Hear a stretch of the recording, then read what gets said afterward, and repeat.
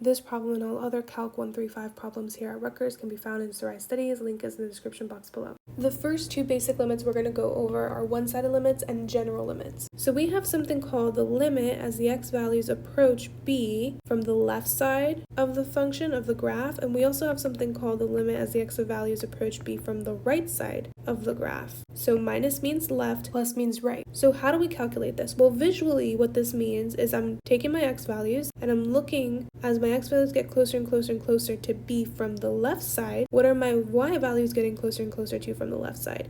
1. The y values are literally being limited to 1.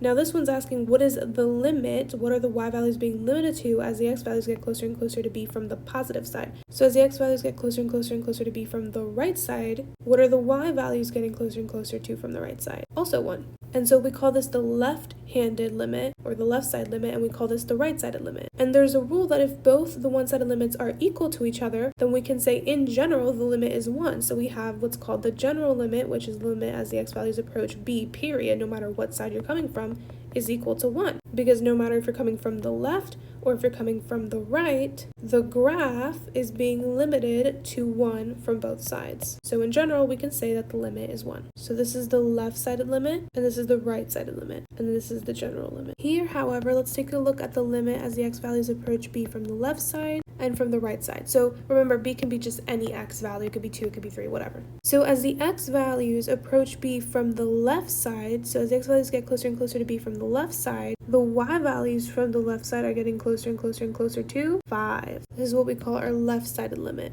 Then as the x values get closer and closer to b from the right side, so as the x values get closer and closer and closer to b from the right side, what's happening to our graph? What's happening to our y values? What are they getting closer to from the right side? 1. They're being limited to 1. That's what we call our right-sided limit. Now, here's the thing. Because the one-sided limits are not equal to each other, they're different. We can't say that the y values are being limited to any general limit as the x values get closer and closer to b from both sides, because they're not. They're being limited to different limits. So the limit as the x values approach b from both sides of the graph does not exist because there is no general limit, no common limit. Both sides approach different limits. So the rule is that the general limit exists only if the one-sided limits are equal to each other. In other words, this.